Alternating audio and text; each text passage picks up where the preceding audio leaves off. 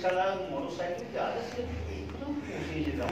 সে যাই বলুন, মানে দেখুন আপনার ডান হাতে আমার বা হাতে, মানে এই বাদ ব্যাপারটা কিরকম এই রাত্রিবেলায় এই চোর আর পুলিশ বন্ধুত্ব করে দিল, তাই না? আচ্ছা আচ্ছা, আপনার ওই হাতে কি খুব ব্যথা? ও ব্যথা মানে ওই ওই উত্তরের হাওয়া যখন পশ্চিমে ভাসতে ভাসতে আসে না, তখন যে কি সে আপনাকে কি করে বোঝাবো। আপনার শীতকালে ব্যথা হয়, তাই না? আমার না বর্ষাকাল ভীষণ ব্যথা। বর্ষাকালে? হ্যাঁ। তো আমি শুনেছিলাম বর্ষাকালে ওই ধনেশ পাখির তেল মালিশ করলে নাকি ভালো হয়। আরে দাদা, এক ডজন ধনেশ পাখির তেল মালিশ করেছে, কিচ্ছু হয়নি। সে কি? হ্যাঁ। আসলে বাথু ওই রকমের হয়। হ্যাঁ। তাই আর কি। আপনি হাতটা নামিয়েছিলেন কেন? হাতটা নামিয়েছিলেন কেন? এটা মালিশ করছিলাম। আর আপনি তো পিস্তলটা এরকম উল্টো দিকে ধরেছিলেন, সেই জন্য আর কি। আচ্ছা আসলে আবার আবার উঠছেন কেন? উঠছেন কেন? আরে আরে উঠছেন কেন আপনি? চালাকি করছেন, চালাকি করছেন, চালাকি। বাথরুমে যাওয়ার নাম করে পুলিশে খবর দেবেন? হ্যাঁ, পুলিশে। আসলে রাত্রে উঠলেই না। বসুন বসুন, আস্তে।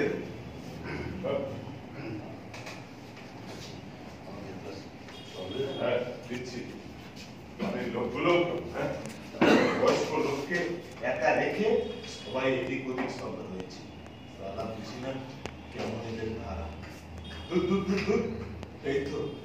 এই তো আমাদের সমাজের মানুষরা।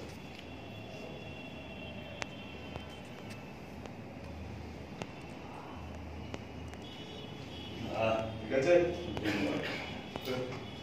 আপনার জন্য না আমার খুব কষ্ট হচ্ছে। এই যে এই একটা অকেজ হাত, এই হাত নিয়ে আপনি এত কষ্ট করে শুনছি আমার ছুটে বেড়াচ্ছেন, ধরা পড়ছেন, মার খাচ্ছেন। আচ্ছা এই জীবন ছেড়ে দিয়ে কোনো ভালো কাজ কোনো আপনি জোগাতে পারেন নেই? কাজ, চাকরি, পড়াতে চাকরি। আসলে জানেন, আমি না চোখ ছিলাম শ্রীরামপুর একটা কাপড়ের নিয়ে কাজ করতাম। বুঝো, আমাদের দেশে একটা আমাদের দেশ বলছিলেন সারা পৃথিবী জুড়ে একটা মারণ রোগ এলো, পুরো পৃথিবীটাকে স্তব্ধ করে দিল। বন্ধ হয়ে গেল আমার কাজ। ঘরের যে কটা ঘটি বাটি ছিল, জমানো যে কটা টাকা ছিল, তাই দিয়ে চালাতে। একদিন শুনলাম আমাদের মিলের যে মালিক ছিল তিনি করোনায় মারা গেছেন। মেয়েরা চারিদিকে ঘুরতে লাগলাম একটা কাজের জন্য, যে কোনো কাজ। সবার কাছে গিয়ে বলেছি, দিদি আমাকে একটা কাজ দিন, যে কোনো কাজ আমি পারবো। না না, আমার হাতটার জন্য কোনো অসুবিধা হবে না, আমি পারবো। দাদা কাজ আছে আপনার বাড়িতে? একটা কাজ, যে কোনো কাজ আমি করতে রাজি, যে কোনো কাজ। আপনার বাড়িতে কাজ আছে? না না, আমি দূরে আছি, কাজ হবে, দিন না, যে কোনো কাজ। দাদা দাদা আপনার বাড়িতে কোনো কাজ আছে? দিন না দাদা, যে কোনো কাজ আমি করতে পারবো, দিন না। কিন্তু কোথাও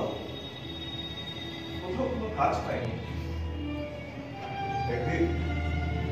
একদিন আমার বউটা সে মারণ রোগ হলো, বউটা হাসপাতালে ভর্তি করলাম। একদিন খবর পেলাম যে বউটা আমার মারা গেছে। পরে আমি ছোট ছোট তাদের হাত তুলে নিয়ে হাসপাতালে গেলাম। হাসপাতালে দুপুরে বসে থাকলাম, ঘন্টার পর ঘন্টা হাসপাতালে ধরতে আমি বসেছিলাম। বাচ্চাগুলোকে তাদের মায়ের শেষবারের জন্য মুখটা দেখাবো বলে ওরা ওরা দেখতে দেয়নি।